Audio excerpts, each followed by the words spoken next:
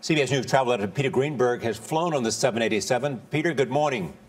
Good morning, Charlie. When you think of this plane, are we looking at compounding issues that have a larger story? Well, there are always going to be growing pains and trying to fix the little things when you have a new plane delivered. But as you heard in that report, a 3-year delivery delay caused by the subcontractors being unable to deliver the right kind of parts on time. That was the first problem. Then you had an engine disintegrate. You and I talked about that on the air a couple of months ago on a test plane in South Carolina. And now you have this electrical problem. It's bound to happen. But the thing that happened, which I think is significant to report in this case, is that when they reported the fuel leak problem, which is part of the problem, which is why the FAA issued that airworthiness directive, the operator reported it to Boeing, Boeing reported it to the FAA, and they issued the airworthiness directive, which means you've got to inspect all the planes. And now, with the electrical problem on the United Airlines plane yesterday, the pilots did the right thing. They learned their lesson from Swiss Air Flight 111 many years ago. When the pilots had an electrical problem on that flight, they tried to troubleshoot it.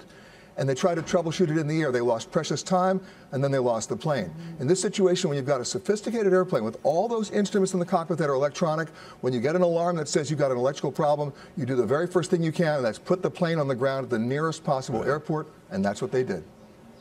How safe do you think they are, Peter? You feel very confident in the safety? I do. This really is a cutting-edge airplane. They've done a lot of research into it. They've done a lot of testing. I've flown it. In fact, from a passenger comfort point of view, they've got this thing pressurized at only 5,000 feet. We're used to 8,000 feet. And when you get off that plane after a long flight, believe me, it makes a difference. You feel a whole lot better. How many are in flight now? How many of these 787s are in use? Only about 38 have been delivered. United Airlines only has 3. They're, by the way, the largest launch customer in the United States. They've got 50 on order. So they have a big love affair with this plane, as do many other airlines. The orders at Boeing are big. Here's the real key, though.